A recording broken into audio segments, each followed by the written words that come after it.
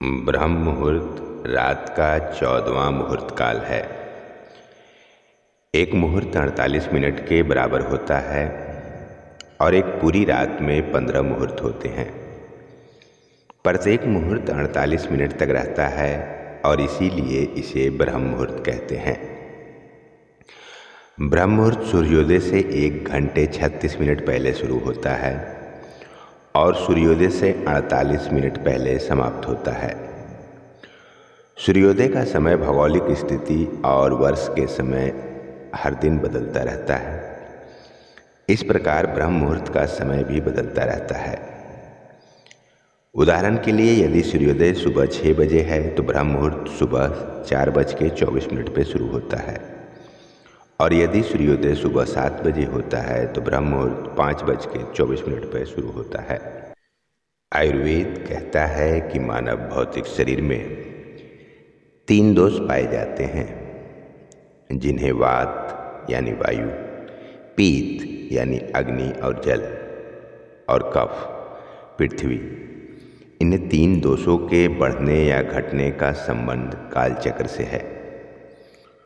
सूर्योदय से 10 बजे तक कफ का समय होता है और सुबह 10 बजे से दोपहर 2 बजे तक पित्त का समय होता है और दोपहर 2 बजे से शाम 6 बजे तक का वात का समय होता है। शाम 6 बजे से रात 10 बजे तक कफ का समय होता है। रात 10 बजे से 2 बजे तक पित्त का समय होता है और रात्रि 2 बजे से सुबह 6 बजे तक वात का समय होता है। ब्रह्म मुहूर्त सुबह के वात चरण के दौरान होता है। सुबह 2 बजे से 6 बजे के बीच योग गुरु कहते हैं कि ध्यान करने का सबसे अच्छा समय होता है, क्योंकि उस समय मन स्वाभाविक रूप से स्थिर होता है, जिससे व्यक्ति को सक्षम बनाया जा सकता है एक गहरी ध्यान की स्थिति प्राप्त करने के लिए।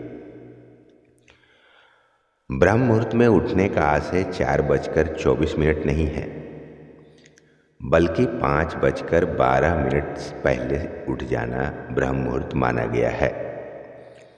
ब्रह्म मुहूर्त में उठकर मंत्र जाप को महत्वपूर्ण माना गया है। इस दौरान ध्यान भी किया जा सकता है। यह माना जाता है कि मनुष्य के शरीर में ईश्वर का वास होता है। मनुष्य के हर अंग में ईश्वर का वास है। यही वह समय होता है जब ईश्वर मनुष्य के शरीर में हर 24 घंटे में एक बार आते हैं। इसलिए इस समय को जागृत अवस्था भी कहा जाता है। व्यक्ति के शरीर में जो ऊर्जा होती है वह इसी समय से क्रियाशील होती है। ऐसा माना गया है कि ब्रह्म मुहूर्त में जो व्यक्ति जाग रहा होता है उसके शरीर में जो ऊर्जा होती है उसका चक्र उसी समय शुरू होता है। शरीर का सभी अंग इसी समय से सक्रिय होने लगता है और काम करने लगता है। ब्रह्म मुहूर्त के बारे में यह भी कहा गया है कि इस समय सिर्फ जल का सेवन करना चाहिए, जिससे कि 8 बजे सुबह तक तेज भूख लगने लगती है, पेट में हलचल महसूस होती है, शरीर गर्म लगता है। ब्रह्म मुहूर्त में नहीं उठने वाले लोगों को यह सब कभी महसूस नहीं हो सकता। सभी देवी देवता अपना कार्य कर देते हैं। यही वजह है कि ब्रह्म मुहूर्त में उठने वाले व्यक्ति को कभी त्वचा रोग की शिकायत नहीं रहती। यह भी कहा गया है कि ब्रह्म मुहूर्त में उठने के बाद सूर्योदय से 48 मिनट के बाद दोबारा नहीं सोना चाहिए।